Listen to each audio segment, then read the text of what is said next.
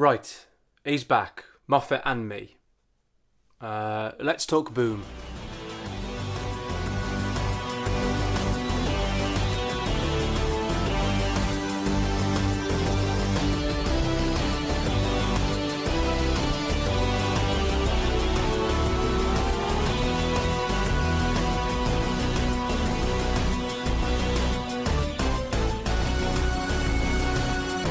Hello, my name's Chris, what's yours, and welcome back to my channel where obviously long-term viewers know that I'm going through Doctor Who from the very beginning, but also when a new episode drops I will be discussing my immediate thoughts on those.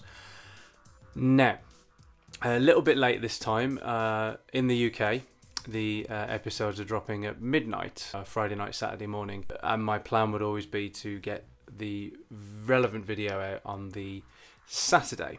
However, I was going to say proper job. It's not a proper job. I dick about for a living, and I was away in Ireland for the weekend, which meant that I couldn't access iPlayer.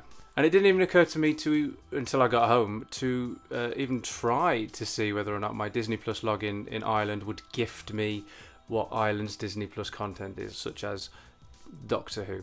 So I couldn't watch it until last night when I got home, and that extra wait was a little bit excruciating, not just because I want to get a video out as soon as possible, mainly because I want to watch the episode as soon as possible. In the last 6 episodes, they've all been written by Russell T Davies, a returning showrunner. Now, I was quite excited, despite having reservations about his first era. I was quite excited about Russell T Davies coming back to see how he would approach Doctor Who. That's why I responded quite positively to the Star Beast. It was kind of nice to have him back, and it felt like he wasn't just repeating himself. That said, 6 episodes in a row, I was ready now for a different writer to have a go. And yeah, it just so happens that it's another returning showrunner, but it still rings the changes, I guess, a little bit.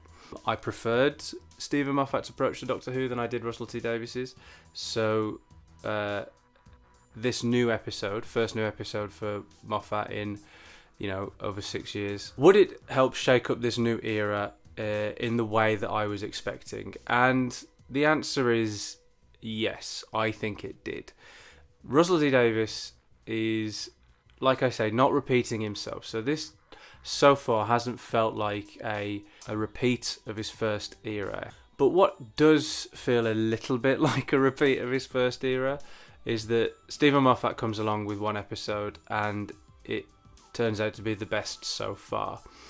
I think and I'm including the 2023 60th anniversary specials in this, of the new era since Russell T Davies took the show back over, Boom is the best episode so far, and I think I might go so far as to say it's the best episode in years. I was not negatively disposed towards the Chibnall era. I liked it more than a lot of people did, but I am including I think a fair chunk of it when I say that I think Boom is the best episode in a very, very long time.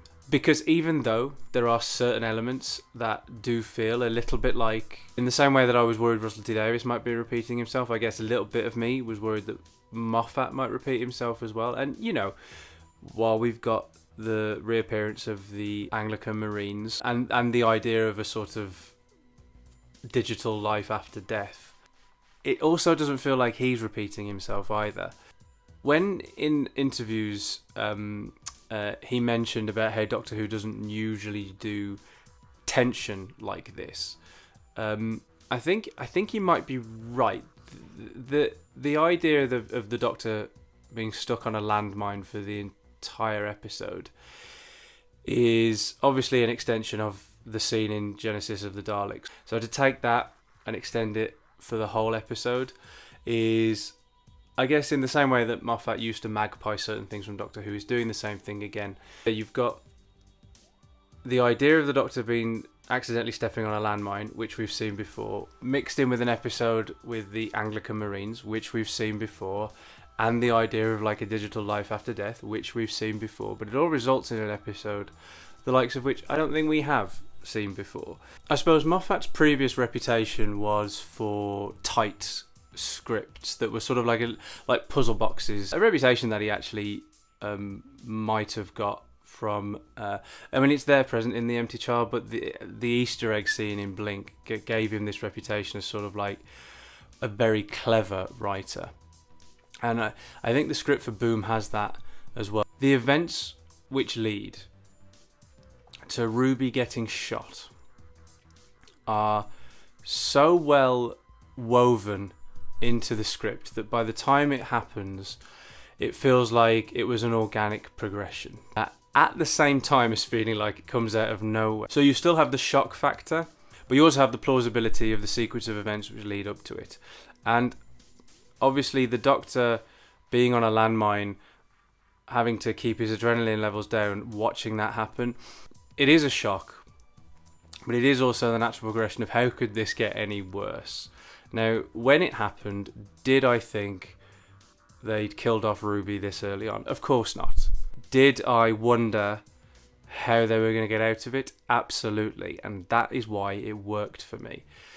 This whole episode was like a layer upon layer upon layer upon layer of it getting worse and worse and worse and worse and worse. Even right down to the wire, I still thought, I don't know how they're going to get out of this. The countdown, that final countdown where he's counting down from 10, the Doctor is asking them to run. They're like, well, what is the point?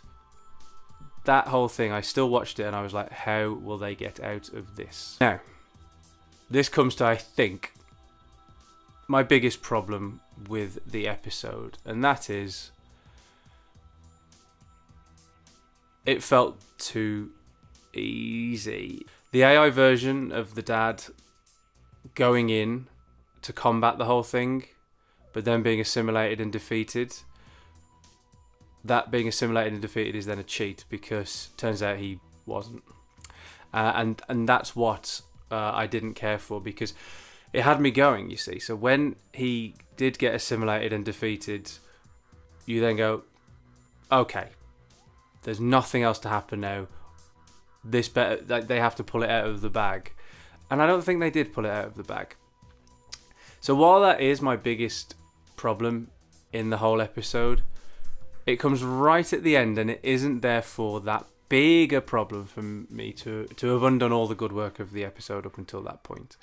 The scripting and the setting up of the supporting characters is done exceptionally well.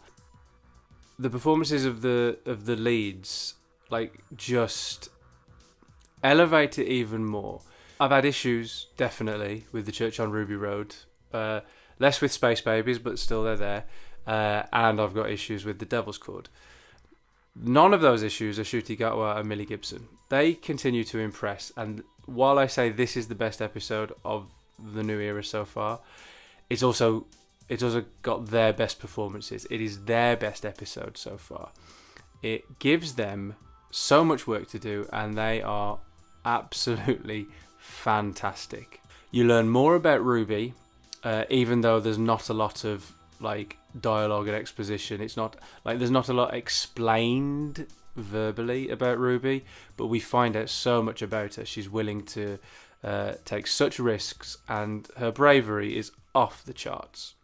Additionally, we find out more about this new Doctor. He's always been a little bit more ready to display emotion than some of his predecessors, but when the front of the Doctor is stripped away, like it is in this episode, a lesser actor may not have been able to still portray the Doctor, because a lot of the Doctor's front is what an actor will pour effort into in their performance, the eccentricities, etc, etc, etc. You remove that, you could just be playing anybody stuck to a landmine. But Ncuti, who is still actually pouring in new facets to the Doctor with each episode, and I'm not just talking about the verbal tics like babes and honey. He does feel like a very fresh and different Doctor. And in Boom, he has, I think, his first classic. This is a performance that any of the Doctors you can imagine any of the other Doctors in this story. And in fact, it's not hard to imagine Capaldi. Capaldi had his own like one-hander in Heaven Sent, and I guess while this isn't a one-hander, I'm still going to use that as a comparison. It's sort of like the Doctor sort of like laid bare, like feeling genuinely stuck. And Ncuti does not drop the ball. In fact, I think Ncuti Gatwa, I've already said in previous videos that he's fast rising up my list of favourite Doctors, and he may overtake a few more in this episode. I could not believe how good he was in it. The sheer terror in him is conveyed not through words necessarily, just through his looks, the tears streaming down his face. It's like the pain actually that sort of like involuntarily emanates from him when Ruby gets shot. The way he conveys that is so visceral that I think he may be the most assured. What am I trying to say? I don't think any other Doctor has been this assured this quickly since Matt Smith. And when you think you've taken away some of the Doctor's flamboyance, you also sort of like prevent Ncuti Gatwa from being flamboyant, and that seems to be where he excels. So this episode does feel like a risk, and I always approve of when Doctor Who takes risks, and I'm always delighted by when it pulls them off. So you have that sort of like delight that they're taking a risk, and that's just amped up even further when it pays off. And that's why the feeling of an episode like this being so good always feels slightly more satisfying than any other episode of Doctor Who being good. It feels like there was more at stake. The thing about Boom, where it also rings the changes, is through not feeling the same sort of vibe as the previous 3 episodes, which have had that sort of like fantasy leaning that Russell T Davies has spoken about quite a lot. The effects of the Toymaker, for example, hanging over the Doctor Who universe now, with this sort of like teasing of the Pantheon that we saw with Maestro. Boom just feels like an alien planet, science fiction. It feels more traditional than any of the others so far in this new era, for Ncuti Gatwa at least, for the 15th Doctor's era. And with Boom feeling traditional, but having had the 15th Doctor and Ruby make their mark and be set up in the way that they are, by transplanting them into what could be seen to be not a traditional Doctor Who story, but a Doctor Who story set in the traditional Doctor Who vein, then it galvanizes the show into the one we know and love. This is the show we remember, with the new stuff mixed with the old. Doctor Who is always at its most successful, I think, when it can balance those things. Yet maybe it is that I have a preference to this sort of Doctor Who story than I do to the leaning so far into the fantasy elements, which I don't have a problem with in theory. I just haven't actually quite liked it all that much when it's done it so far. So maybe I like the idea of it more than I like the execution. But I haven't written it off completely. But what I do think is maybe it's a case of me being a little bit of a stick in the mud, but Boom feeling so traditional compared to the immediately preceding episodes is probably another reason why I like it. That isn't to say that because it is, I think, the best script. It has, I think, the best performances. Also, just the premise of it is the best hook for any of the episodes of the 15th Doctor's era so far as well. So all of those things, while I think are true, they're demonstrably the reasons why I think it's the best episode of the 15th Doctor's era so far, and I'm including the 14th. Actually, I think it's the best episode of this new Russell T Davies 2 era. I do also think an element of why it is that is because it's parking this new paradigm that Russell T Davies has for the show, and you've got brand new Doctor, brand new companion in what could be Doctor Who of old. And it works. It works so well. And it goes to show why the 15th Doctor and Ruby are such a success. They work. Whatever you throw at them, they work. And they're ably supported by the surprise appearance of Varada Sethu, who recently was announced as the new companion for season 2. And here she is in episode 3 of season 1. And she's excellent. I mean, I saw her in Andor, and I think that might be the only thing I've seen her in. She was excellent in Andor. I was quite excited when they announced her as the new companion, but obviously we all saw that she was in season 2 before they announced that. But we didn't know, or I didn't, that she was in season 1. And she shows up here and is really good. Mundi is an excellent character. Her sort of romance is, like I say, set up incredibly well at the beginning, and then it pays off and it all comes together with why Ruby ends up getting shot. Absolutely, like it's solid script work. She, again, I think probably elevates the material. She's so good that I'm actually quite excited about her coming back. Whether or not that's as the same character doesn't really matter to me. And I know that they're sort of like having a bit of fun with that. Sort of like teasing, oh well, you know, how does she end up in season 2? You'll find out eventually. And I wouldn't be surprised if it isn't just a case of different character. And if it is a different character, fine. Varada Sethu is excellent. Her coming back as a different character, I'm on board with it. If she comes back as Mundi, just as on board. I really like Mundi as a character as well. Whether or not it ties into the mystery of Ruby Sunday, which Russell T Davies has hinted that it might, I'm quite on board to see what happens. All that matters, though, is that Varada Sethu is back in season 2, and on the basis of this episode, I can't wait. So having episodes which have, I guess, gone big, you've got the church on Ruby Road with the Goblin ship, the Goblin King, and the Devil's Cord, which went absolutely sort of like indulged its more out there impulses with Jinx Monsoon giving like, and I didn't much care for the Devil's Cord really, but Jinx Monsoon gave such a towering performance, like a really fantastic villainous performance actually.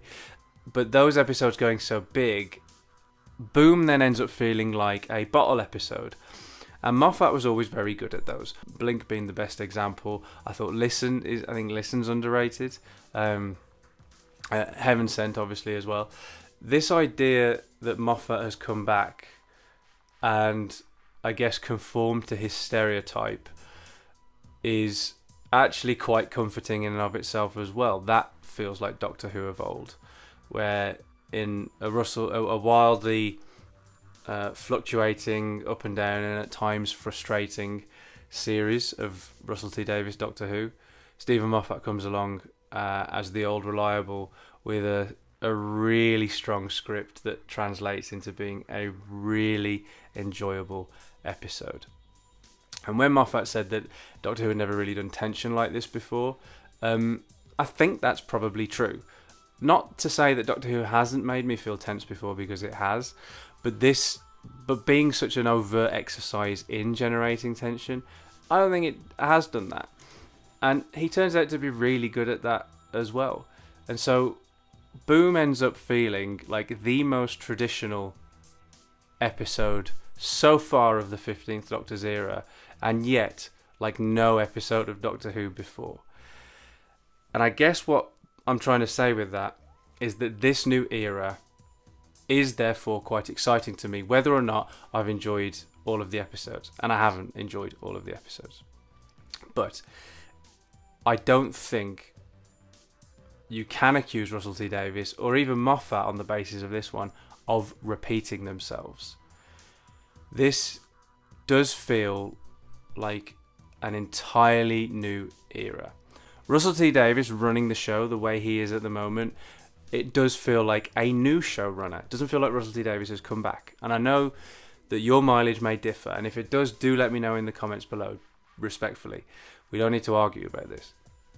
And that means I sort of have to forget what I think I know about Russell T Davies's approach to Doctor Who. My reservations about his first era don't apply right now.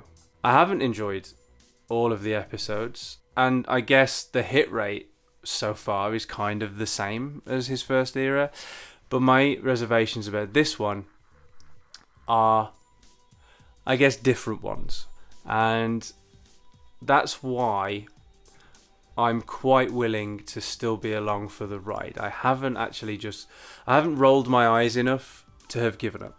And when I say I haven't enjoyed all of the episodes, I have enjoyed something in all of them.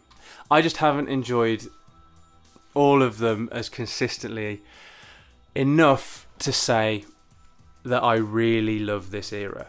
I'm intrigued by it, and that is enough to keep me interested. Obviously, I'm going to keep watching anyway. I'm a Doctor Who fan, have been for over 30 years. A new episode of Doctor Who comes out, I'm going to watch it. When I say I haven't enjoyed all of the episodes, I think what I mean is I haven't enjoyed it all unequivocally, and I haven't enjoyed all of the episodes all the way through. My least favourite episodes so far are The Giggle, The Church on Ruby Road, and The Devil's Cord. However, in those three, I have found things to like. So, I'm along for the ride, and I'm really interested to see where this is going. The two people that are solely responsible for why I am excited still about watching new episodes are Ncuti Gatwa and Millie Gibson. They are absolutely brilliant. The two of them together form the best TARDIS team since probably Amy, Rory, and the 11th Doctor. For me, the Amy, Rory, and the 11th Doctor were my favourite TARDIS team of the revival. And, you know, I liked Clara more than a lot of people. Obviously, I loved Bill. Nardole brought that TARDIS team down for me a bit. And then I actually, like I say, I quite liked the Chibnall era. So those TARDIS teams weren't ones I disliked. But I do think I have to go back as far as Series 5 and Series 6 to find a TARDIS team that I feel can match the 15th Doctor and Ruby Sunday. They're wonderful.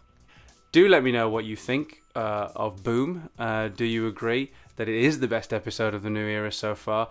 Or do you think that Moffat should have stayed firmly away? Let me know in the comments below. So, those are my immediate thoughts on Boom. These digesting new episode videos, they're not scripted. It's just me. I watched the episode once and then I tell you what I think about it. It's a fun exercise, and alongside the new episodes dropping, I will of course be continuing the marathon. I had hoped to have started putting out the season 8 videos with Terror of the Autons between my Devil's Cord video and this one, but then like I say, I ended up having to go abroad for work. But I have got plenty of time to get a load done and hopefully have enough in the bank for more regular uploads to resume. So, if you don't want to miss any of those, such as next week's Digesting 73 Yards video, or the Season 8 Doctor Who marathon videos, or even the new marathon series that I'm about to start, which is a James Bond 007 super marathon. Not for everybody, hopefully for you. Then if you don't want to miss those, do hit the subscribe button and clang the cloister bell, and I will see you back here next week.